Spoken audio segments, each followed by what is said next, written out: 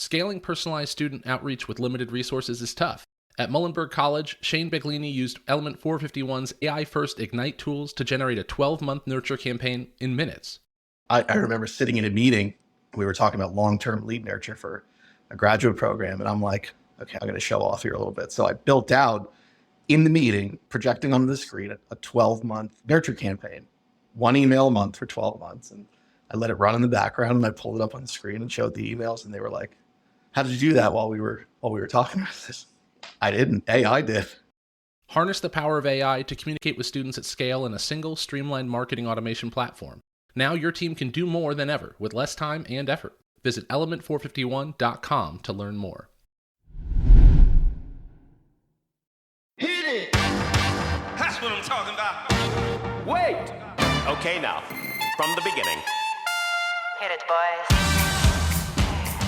Welcome to Strategic Storytelling, the art and science of brand narratives, a special 5-part strategic storytelling pulse check series brought to you by Enrollify and Element 451.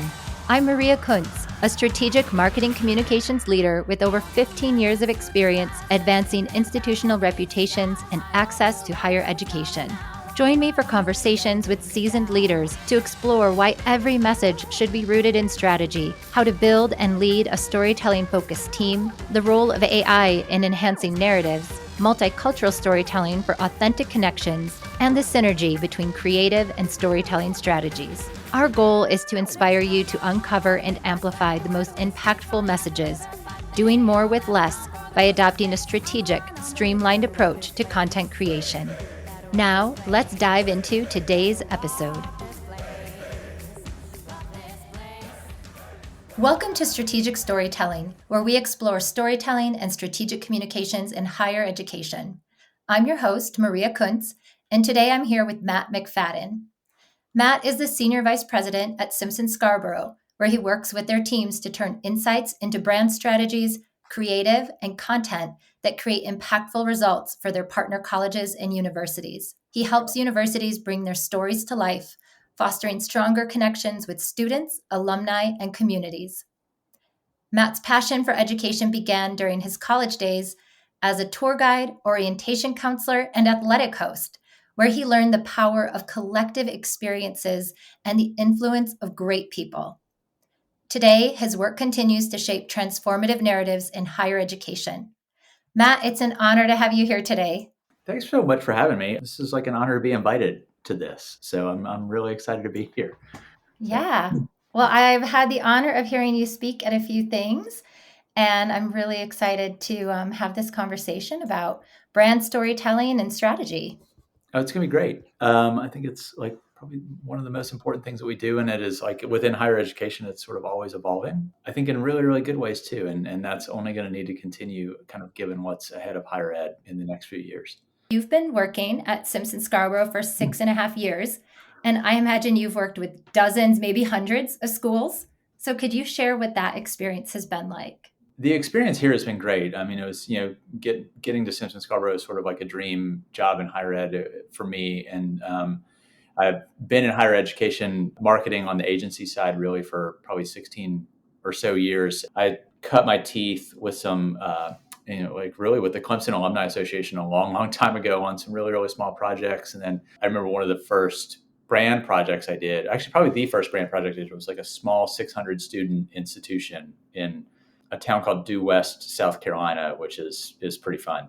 And now I still get to work with a ton of really, really small institutions, which I think is great, but also some of the biggest institutions in the country. And so like that breadth is really kind of fun and exciting. I think what makes higher ed really exciting and really impactful, that it doesn't really matter the size of the institution. It has a huge impact on people, on individuals, but also societally too. So, I can look at a very, very small school in South Carolina, and I can look at the work that we are doing with the University of Michigan and go like, there's such a range of impact there, but it should not dilute the impact of those smaller schools just because it's a place like Michigan, which does have breadth and range like nobody else has, but still everything that exists in between there is so important to what we do each and every day societally in Simpson Scarborough. Like we've always kind of wanted to hold true to that and work with that kind of range of institutions. So. Yeah. Listening to you, I know we're going to dive into talking about brands, but just thinking about how even a small institution has such an impact on the people who work there, the people who live around those institutions, the students who are there, the alums who graduate. I saw some news about, it was a story that said, can small college towns survive if a college disappears? I saw that the other day. Yeah. That's sort of like an existential question, because I think one of the things that's frustrating for me over just a long career in this too is like, when we see other employers that might be in a small town, it might be a manufacturing plant, it might be something else. When something like that shuts down, we throw up our arms and like, how can this happen? We have to do everything that we can to save it. Higher ed's never had that benefit. It hasn't had it for the last like 20 plus years or so, where it's like, oh, hey, this place probably the largest employer in that city or in that region. And when it shuts down, we don't have the same Compassion. reaction. Yeah. And that's sort of sad, because it's like such an economic driver, not only like in the moment and in the present, but like what it produces afterwards. So if we can get into the history of higher education, that would be awesome. That's another podcast. That's another conversation we'll do. But let's just think, we talked about Michigan and you talked about smaller schools that you've worked with. So universities don't always consider themselves large brands, but how can they leverage storytelling to align with their brand identity while addressing, what we often see as internal resistance to the concept of branding?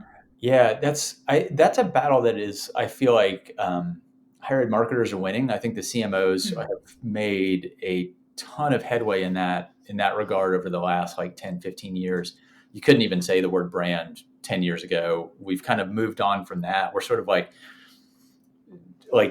moving really slowly into the customer age. We're like, hey, the people that come here, like we're a business and they're customers. We're not there yet, but so like, let's just focus on the brand for right now. I do think, they don't, there's different stakeholders within institutions that don't really like the word brand, because they are really so, and I think in a lot of ways, good in terms of the ways that they believe that the product is so good and so important that it sort of takes care of itself. So we don't need to brand it. It's got this value in and of itself, but we also know that the value of higher education is questioned today, unlike it has been in decades, right?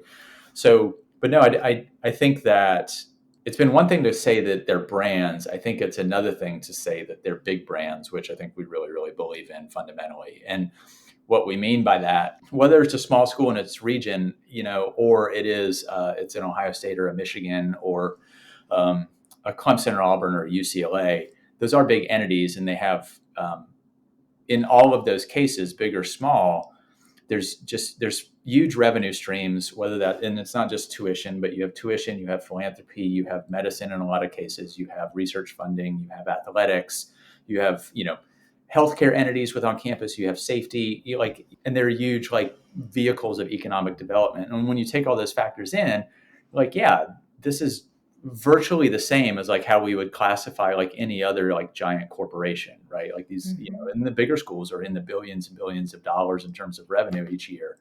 And so you can't not classify them as that, right? And the small schools still fit into that in different ways, maybe at a smaller scale, but they're still big brands. They might be the largest employer in their state, right? Absolutely, in their region and things like that. So we have to treat them as such. And so the ways that we invest in our marketing and communications need to reflect that. And higher ed has long been a communications-driven marketing effort, and we're starting to see that shift now, where we are really we're much more focused on, and that's just, you've seen the rise in title to a CMO actually start to show up over the last 7-8 years, which I think is a really, really good indicator of that.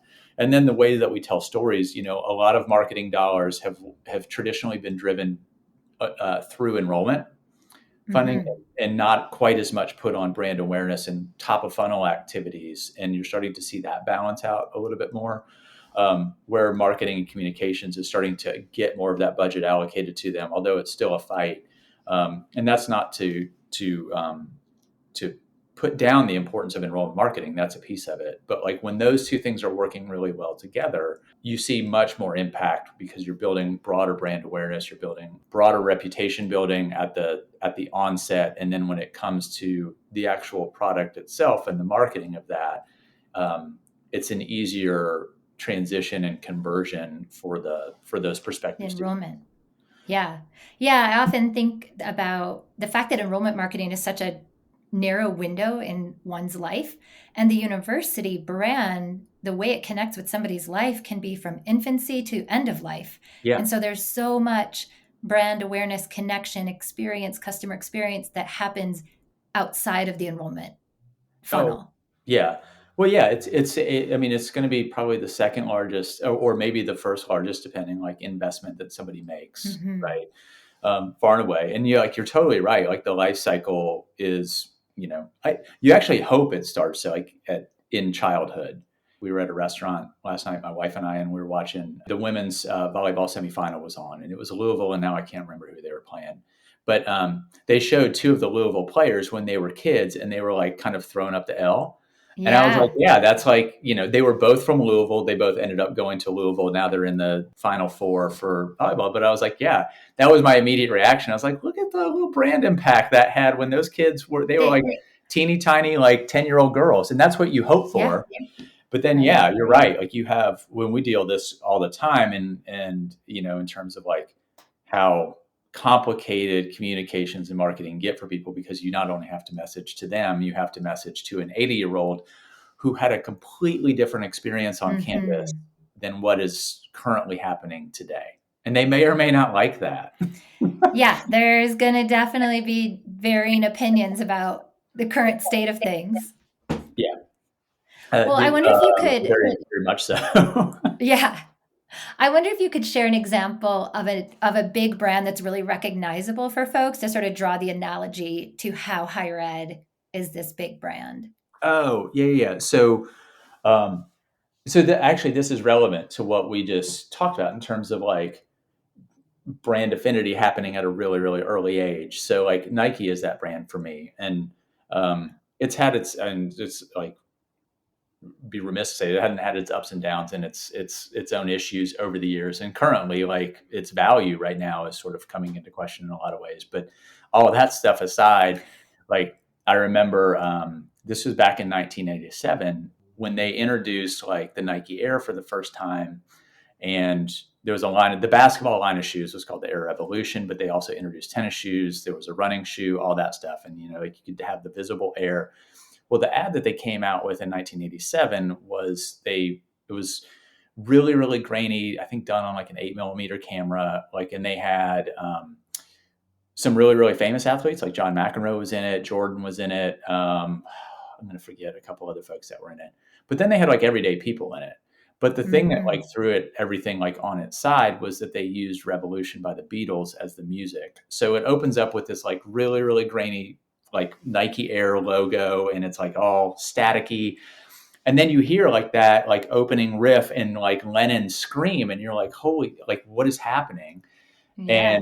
And then you go through this footage. And I think what's really interesting about what they did there in the way that they've continued on that legacy of brand marketing and product marketing is that even back then they were intertwining like really, really famous athletes and like everyday athletes. Right. And so that still holds true today that if you look at like you might have a pair of Nike shoes, like a pair of running shoes, it's on jerseys, but it's actually like literally interwoven into some things that they say, but they have, and I wouldn't say it's their brand platform, but it's a piece of it. It says engineered to the exact specifications of championship athletes. And that's like for everyday people to wear. So that ethos is like still there 34 years later, 37 years, whatever the math is, so like, yeah, it was probably 37 because I was probably about 10 when that happened. Yeah. And so now like when you look at what they do a phenomenal job of brand storytelling at the top of the funnel level, like we were talking about. Yeah. And it's very values driven. They know that if there's a social justice issue or there's something else that's there, they'll come out and they'll put people out there who can model that, and every time they do it, there's a backlash to it. But like they'll put Colin Kaepernick in a commercial, and that spot that they did in that campaign that they did a couple years ago was awesome. They know that people are going to get mad about it, but they're staying true to it because they know like, yeah, but our stock value is going to bounce back and like triple in like 2 days, right? So, but then on a product marketing standpoint, like when you get lower funnel, and Nike didn't have the technology back in 1980, so we didn't have digital advertising in 1987. Right. Yeah. Most people listening to this weren't born in 1987. We didn't have display ads yet. There was no display ads, but now like their product marketing is really, really different, and they can get really targeted. So I get targeted all the time for the types of shoes that I buy regularly. And so they know what I'm into and what I'm doing and all of that stuff. And so, but that thread still carries through, like that exact specifications of championship athletes, like that's still like sort of like in the middle of it, which forms a really, really nice platform. So they can build this cool awareness and keep me connected from a value standpoint, but they also can really hone in on the products that they know that I'm really going to be interested in.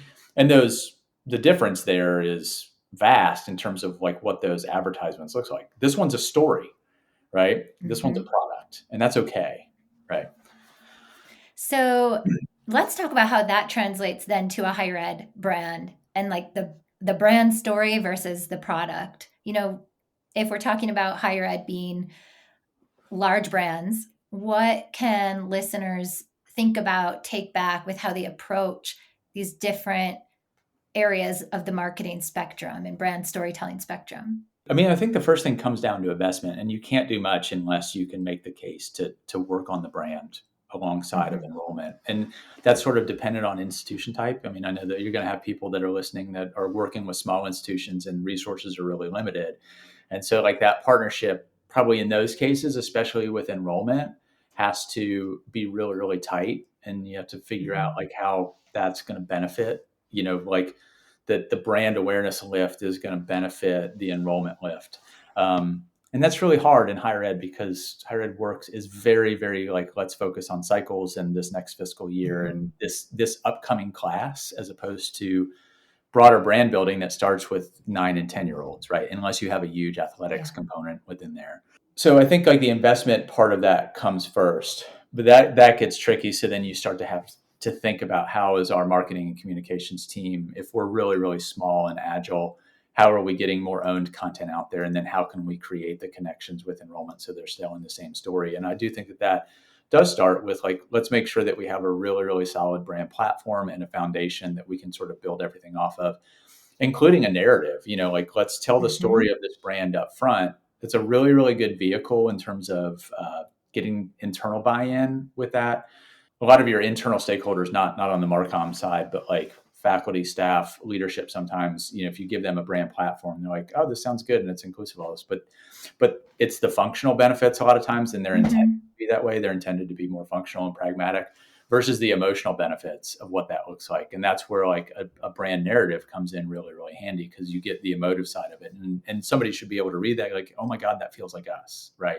Yeah. And then you can span out the messaging from that, and then, figure out like, how do we segment this out for audiences? Which of these messages are going to be really, really attractive to our alums? Which are going to be really, really attractive to our students? And any level of quantitative research that you can do within that, or if you can't even do that, making sure that you kind of like running continual focus groups or just getting feedback is going to be helpful, of course.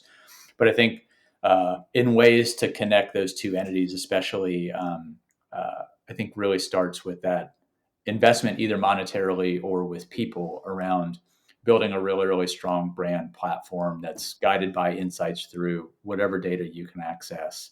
And then doing the work to translate it over to your product side of the house, right? Like the enrollment side, specifically in that case. I want to go back to something you said when we were talking about Nike, and you were talking about the fact that their brand story, their brand narrative is anchored in values. Yeah. And, what does that look like for higher ed to get to take that approach and really think about the value-based narrative as the brand story? It's a good question. I think it's one that would have been easier to answer 5 or 6 years ago. There's a lot of divisiveness, and there's a lot of higher ed's in a fight right now for its own value or perception of its own value, which I think we would all not question. But that's, when you have rising costs and everything else like that, there's some natural piece to that. And the level at which it innovates, or the perception of innovation, I think is probably a fair way to put that. But we were talking with a client just a couple of weeks ago, and the way that values came into that was it is a cost conversation, right? And one of the interesting parts of that conversation was, how do we be more transparent around our costs? How do we be more transparent around the aid? And, this is actually Jason Simon, who's our CEO, said this. He said, it's really, really difficult to not just put like what the actual cost is going to be because of all the logistics within admissions, and rightfully so. Like, it's a very complicated process to determine who gets what amount of aid. But we were talking with them about how to be more transparent, and that level of transparency actually really aligned to their values. And so, like, is there a way that you can actually move this to say, like, we are giving out this much aid. It's really core to our mission as an institution. Now, did we get through like how you message that out? No, not necessarily.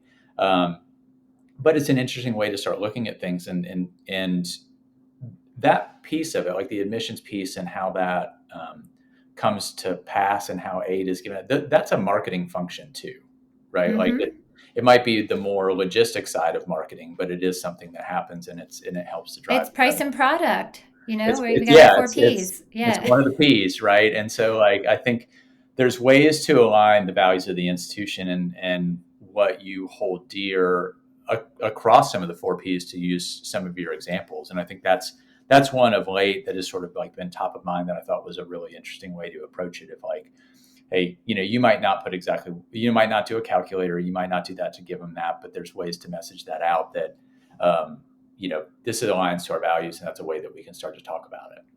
Well, let's dive into some case studies. I know we're fortunate at CU Boulder to have worked with Simpson and Scarborough, so there's some recent work there. That's how I met you.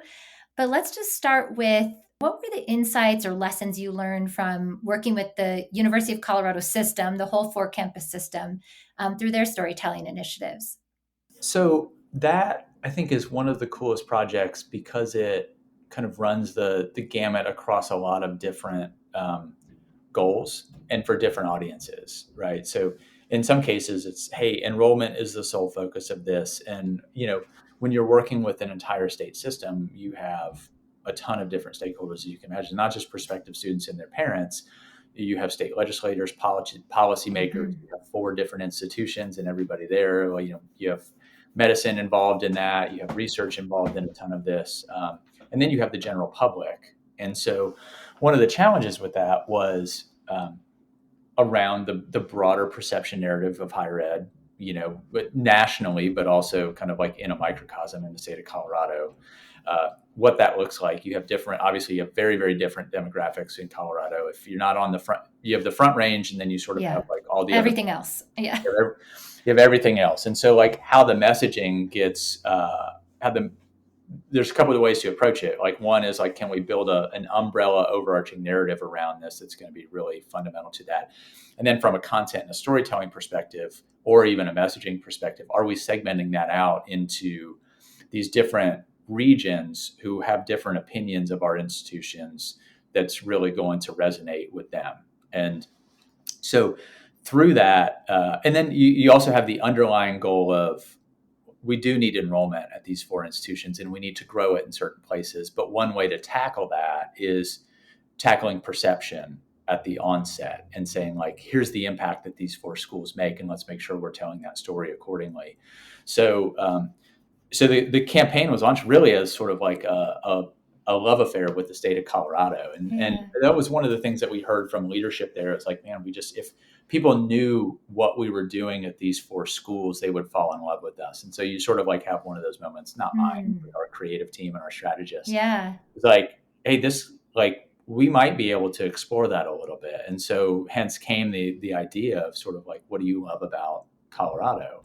And then being able to match that up through a call and response campaign with the things that were actually happening within the 4 schools, right? And to be able to then tie that back to like, hey, I love this part of Colorado. Hey, that's great that you do. Did you know that, Boulder is doing this, right? And those types of things. And so it's really ends up being a really, really cool story to tell.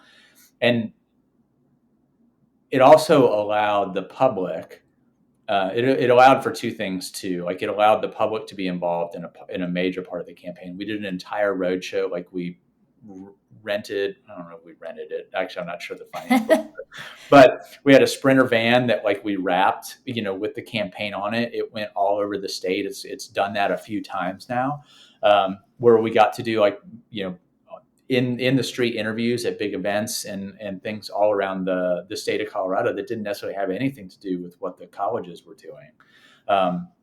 But allowed us to kind of gather content that way. So it brought people into the campaign themselves. That you see, if you watch the videos, you see all these different people, and those videos are not only just bigger brand videos and calls to action, but they're all atomized across social media and everything else. But then it also then allowed each of the schools to partake in different places within the schools, different colleges, schools, units within the institutions to partake, and gave us the opportunity to highlight based on the content that we were getting in the call phase, right? So the responses are then, coming from the institutions, coming from faculty, coming from staff, everybody else to say like, how we heard that, and here's what we're actually doing. We hear you, and this is actually happening here. And I think what's so beautiful is it built the connection. Like we've talked about the Front Range earlier, and for some listeners might not know, the 4 campuses are all located pretty centrally in one part of the state. And the state's large. There's a lot of rurality. There are a lot of different needs and demographics.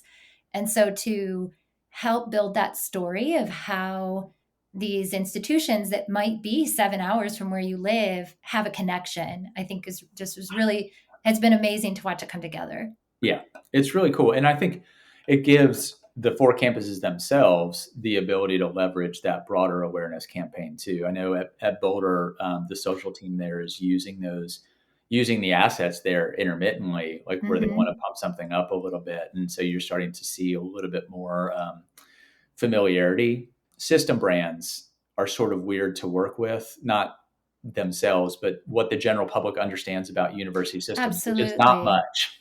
Yeah. That it's a system. We work with the California state system, and that's 23 schools. And like, they don't really know that it's, and they don't care. They shouldn't care. It's not really relevant to their day to day. And so that's not the most important message that they need to understand, but the impact, the connection, the research, the student outcomes, that's all really important. Totally. And so I think, that's still pretty new. I mean, the response that we've gotten in terms of like the people submitting through the website, in interviews, all that stuff has been fantastic. And like probably 99.8% positive too. It's always one of those things. It's like, do we really want the comments here? And like, it's actually been great. People are like, I love this about Colorado. I was like, awesome. That's great. Struggling to make sense of endless research? At the AI Engage Summit, you'll get a hands-on tutorial and meet Notebook LM, Google's AI assistant that transforms complex information like academic papers and lecture videos into content that will engage your target audience. The event is free and virtual. Register now at enrollify.org/engage. Yeah. Well, let's move away from Colorado because, I have a big love for it too, and this is fun. But I also think you had some great campaigns. You mentioned Boise State, and they're dealing with a really different challenge, which was, the perception of higher education in Idaho, and different problem, different brand challenge. Could you share what you did and what you all learned there? Yeah. So one of those. The challenge is different in a way, in that one of the biggest things that Boise State was fighting was their largest competitor was just students not going to college at all. It was like college was number one, and then you have other schools, right? So it's got one of the lowest go on rates, and it's got a really low go on rate. I wouldn't classify where it's at in the country necessarily. So that was one of the problems that we had to solve, a little bit akin to Colorado. Is like, how do we get more of these in-state students to come to our schools? This was like, how do we get in-state students to actually go to college? And we want to be that choice when it comes up. So we built it, and Boise State has such an identifiable brand already that it's like and same with the CU system as well, especially Boulder in that case being a flagship. But we all know Boise State for its blue turf. It's Yeah. kind of like ascendance into the college football world back in I think 2007 when they were in the Fiesta Bowl and had some big wins, and then with the blue turf, it's like, oh god, their field's blue. Like what? So yeah, it's very recognizable. It's very recognizable, and so they also really, really pride themselves on innovation. And so we wanted to try and figure out the ways to leverage that. And there is a nice tie with athletics and then academic innovation that we can try and play with. Also knowing that we see oftentimes in a lot of the quant studies that we do, if we ask prospective students about innovation, they don't know what it means. So we have to kind of figure out how to define that. Now, innovation to other stakeholder groups means a lot, corporate partners, research entities, those types of things. So it's a really important foundational element to them. So the campaign and the brand platform itself really became out of the blue, right? And so how these big ideas come out of the blue, Love it. How we can play with that. So we didn't have to it wasn't a rebrand in that way, right? And I think that's an important distinction with higher ed. I think a lot of times institutions, presidents, folks they might come in as we need to rebrand the institution. It's your brand has been formed for a really, really long time. And especially when you have something as visually striking as the blue turf and it's so recognizable, it's we're not touching that.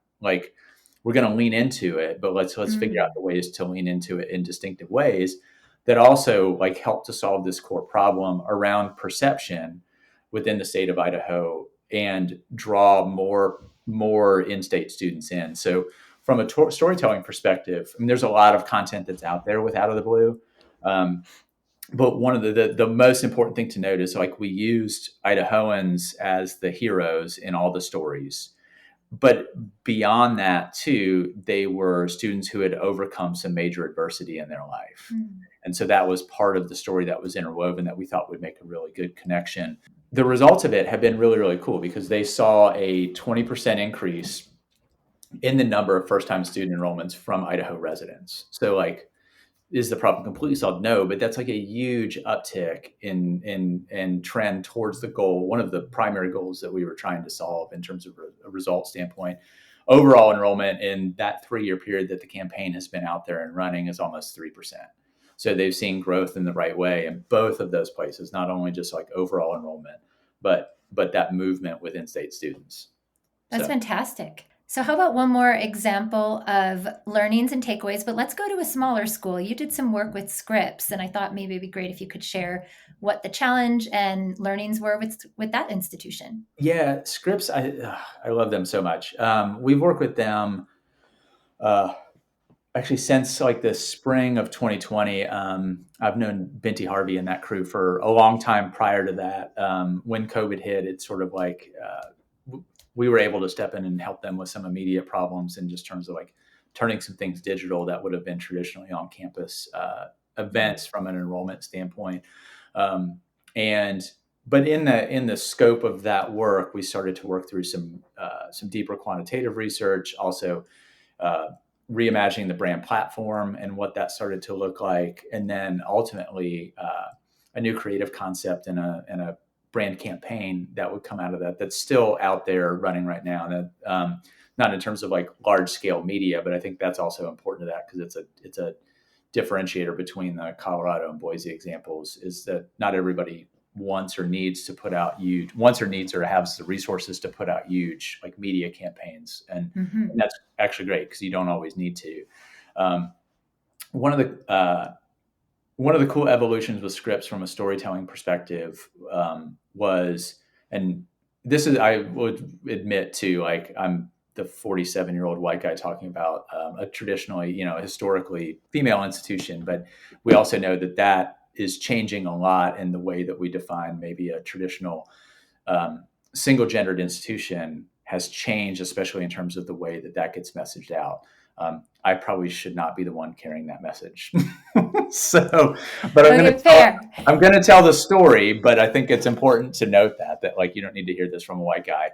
But I think our team did such a really, really good job with that work and the evolution of the Scripps brand to be able to tell that narrative in a really compelling way and talk about how it was a modern women's college at that time, that and Binti and her team are sort of like ever evolving as they need to, how that messaging architecture works and what's relevant in the moment, because we are seeing, it's that element of its institution has to change with the times and with its core audiences.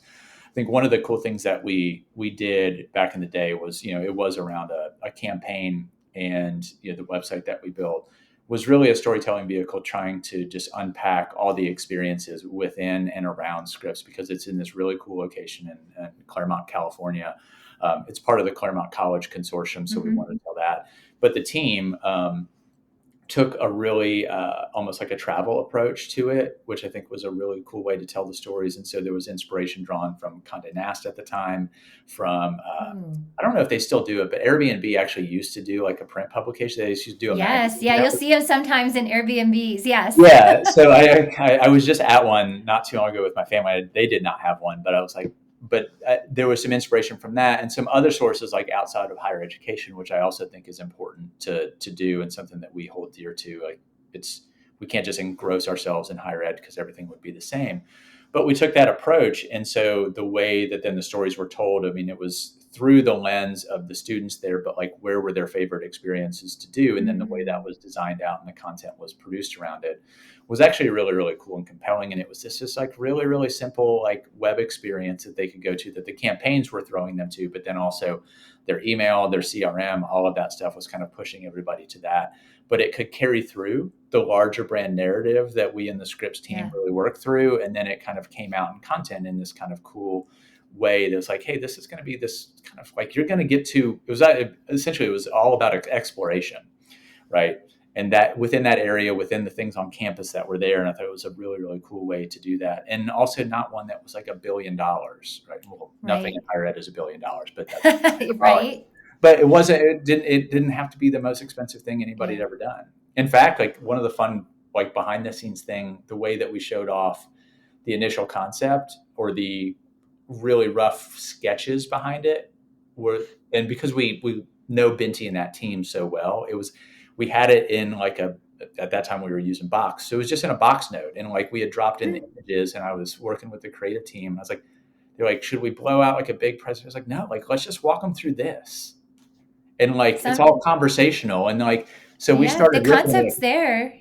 Yeah. It's like, we knew that like there was enough trust between those teams too, that we could just like, hey, we're just going to throw this box note up. And then there was like, I think a Miro board too, that they were doing. It was like, here's all this inspiration and what we're thinking. But like the core point of it was like, this is about exploring.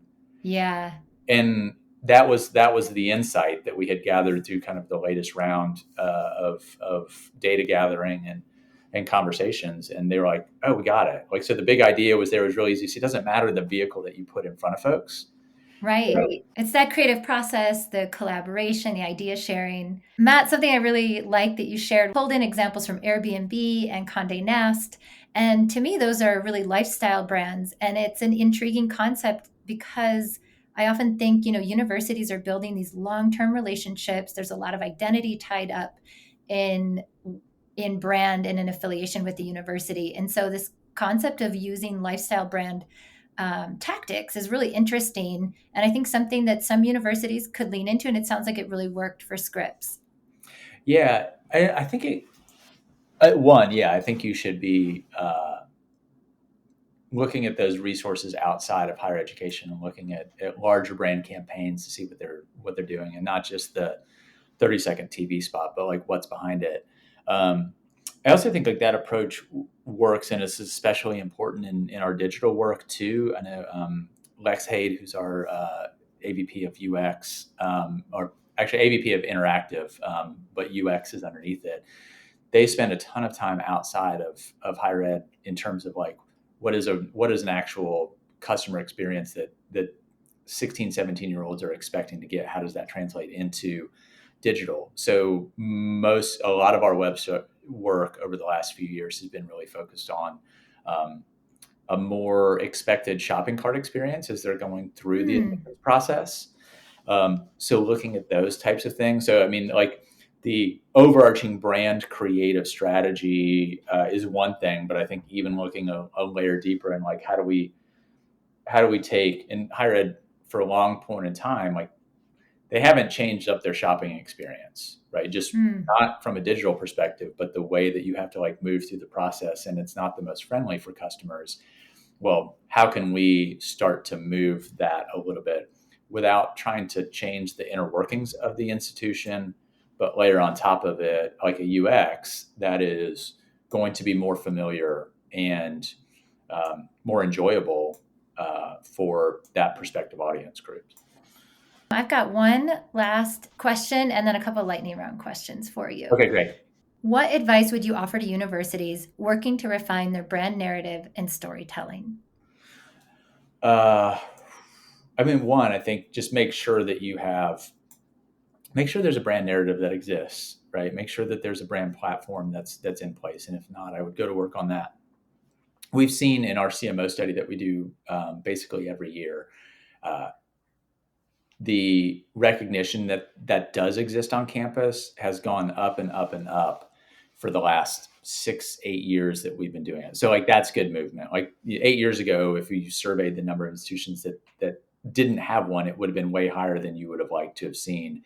Now that's getting into a good spot. So I don't think that that's the major problem that universities need to do, but I would want to say that, like, let's make sure that we have a foundation there and a platform that people also know exists on campus, which is sort of the hard part. Every institution is going to be resource constrained. And I think another good piece of movement that we've seen within institutions, but still exists in a big way, is that the storytelling traditionally has focused on a news-driven model, right? It's much more, what's the news of the day? What's the news of the week? And it's not necessarily brand focused, right? So how are you able to shift that? And I realize that comes with organizational change, those types of things. But the institutions that have moved or have figured out how to add resources so that that's not the core focus, there still needs to be that engine, right? Like that news, that journalistic kind of approach still needs to exist. And whether you have beats on campus for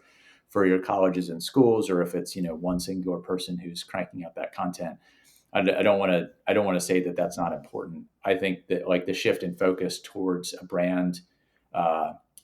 branded content approach is the most important piece to that. And that I think exists across all levels of institutions. Like if you're a really small institution, you might only have 7-8 people on your team. And so how are you aligning that? And then how are you devising that role so that it's telling a bigger brand narrative and they're telling stories that are not the news of the day, but it's like, this is the direction of the institution, where it's going, and here's what our values are, and we're able to carry those through some of these heroes. And then I think a real focus on Corinne Myers on our team. She is our AVP of strategy. She would talk about atomizing content, right? And, back in the day when I was much more a content strategist a long time ago, I would have called that divisible content. I think atomizing is a much cooler word. So we're going to use Corinne. Yeah, I love it. Yeah. And so like, how are you building one big story there and then making sure that it can go out appropriately on multiple channels? And then again, another concept that I would give credit to Corinne for is this idea of surround sound, so that they're hearing a singular message, that's at the brand level through multiple mediums and channels, and getting it into the way that they consume it. Again, going back to that newsroom model, I was working with an institution a number of years ago, and that was their model. And the way that they were pushing out content was, here's the link to YouTube on Twitter. And it's like, or here's the link. We actually want you to come back to the news site. And I was like, nobody wants to come back to the news site. Like if they want to watch this minute video here, like let them watch the video here. So let's focus on that. And it totally changed all of their metrics. And those were like those are very simple examples. But this is a big institution that was operating this way. And that sort of gave them and their team permission to be like, oh my God, like, yes, we can shift this. And it's going to be like monumental in the way that we're impacting like who's seeing our content and how people are engaging with it.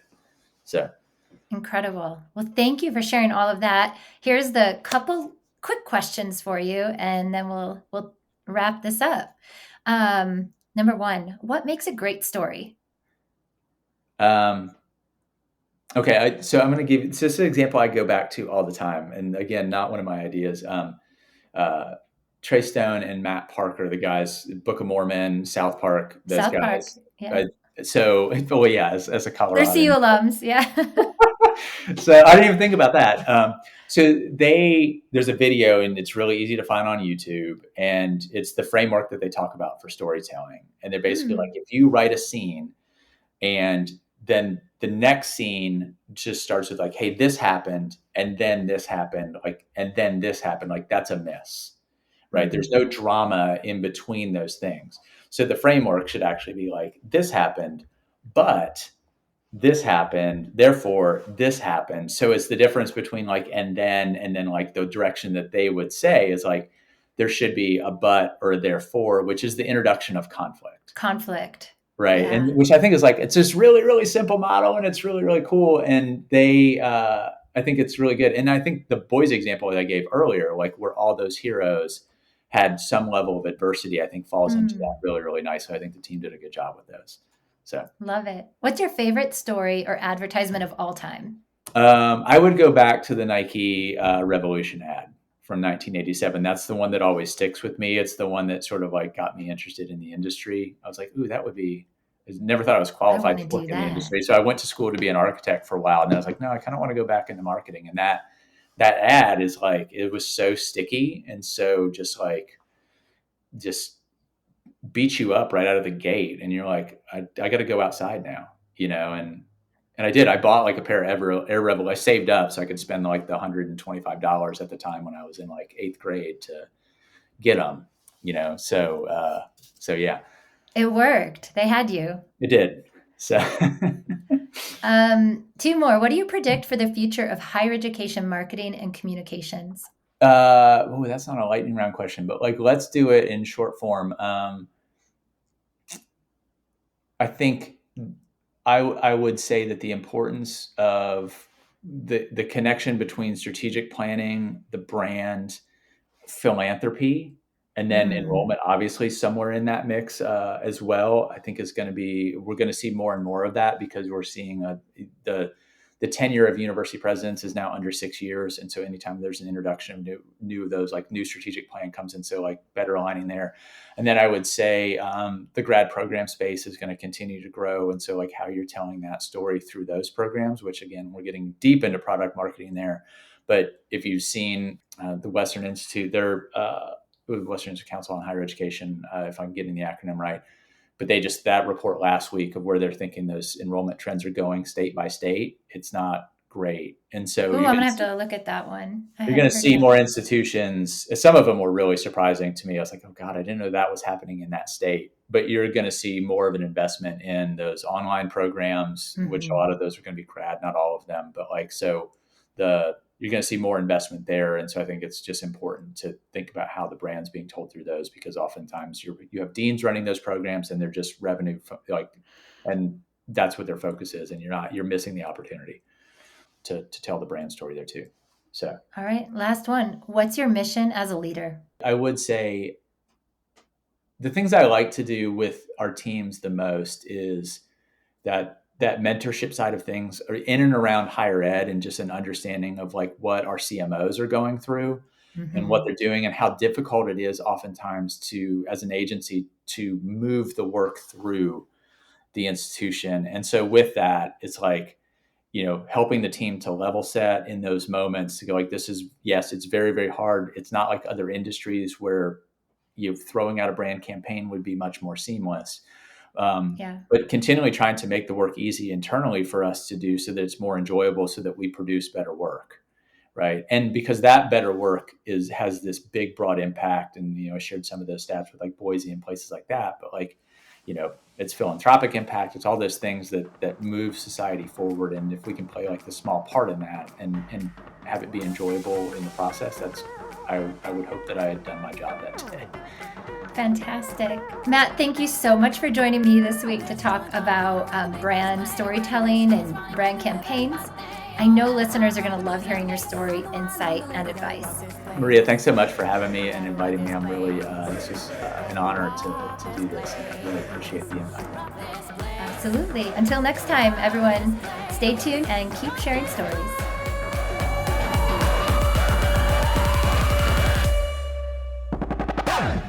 The Higher Ed Pulse is part of the Enrollify Podcast Network. If you like this podcast, chances are you'll like other Enrollify shows too.